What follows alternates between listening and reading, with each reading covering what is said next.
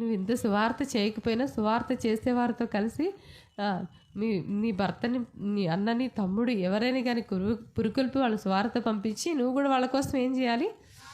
మీకు చెప్పి నేను కూడా చేయాలండి, కూడా చేయాల్సిందే.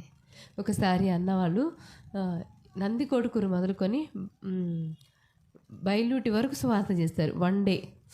ఆ రోజు నాతో కొందరు స్త్రీలు, నేను ఉదయం 6 గంటలకు వెళ్తే అక్కడ వాళ్ళు సువార్త ముగించేంత వరకు ఇక్కడ ప్రార్థనలోనే ఉన్నాం మేము. దాదాపు ఉదయం 6 నుంచి సాయంకాలము 6 గంటల వరకు. మొత్తం ఎన్ని గంటలు? 12 గంటల సమయం కూడా ఇక్కడనే కూర్చొని అసలు ఇంచు కూడా కదలలేదు మేము. ప్రభుని బడి చెప్తున్నాం.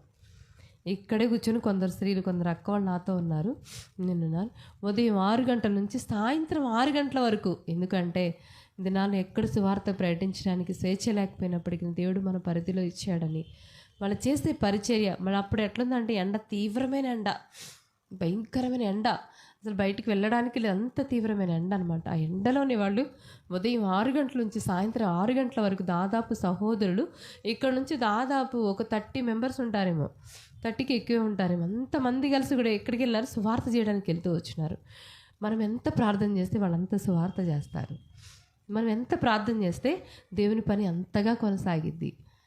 వాళ్ళు వెళ్ళారులే అని చెప్పేసి మనం నెమ్మదిగా ఉండకూడదు. వాళ్ళు వెళ్ళారులే అని చెప్పేసి మనం ముసుగేసుకొని పడుకోకూడదు. మనం వాళ్ళు వెళ్ళారని చెప్పి పనిలో నిగ్నమైపోకూడదు. ప్రార్థన చేయవలసిన భారం నీ మీద ఉంది, నా మీద, మనందరి మీద ఉంది. ఈమె కూడా ఏం చేస్తుందంట? ఆ సువార్త పనిలో ఎట్లుందంట? బహుగా ప్రయాసపడింది. ప్రయాసపడేది నేర్చుకోవాలి మనము. సహకారులుగా ఉండాలి. దైవ సేవకులకి, అపొస్తలుడైన పౌలుకి సహకారిగా ఉంది. ఎవరండివా? చుంటికే. అపొస్తలుడైన పౌలుకి ఎంత సహకారంగా ఉంటే అంత మంచి సాక్ష్యం ఇస్తున్నాడు ఆమె గురించి.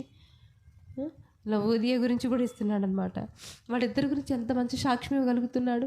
నిజంగా మన మందిరాల్లో లైవ్లో వీక్షించేవారే కావచ్చు, మీరున్న సంఘాల్లో కానీ, మీరున్న స్థలాల్లో కానీ మన గురించి అరరీతిగా సాక్ష్యం ఇచ్చే రీతిలో ఉన్నారా?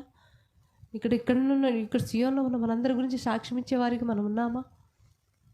ఆ సహోదరి ఎంతో సహకారిగా ఉంటుంది.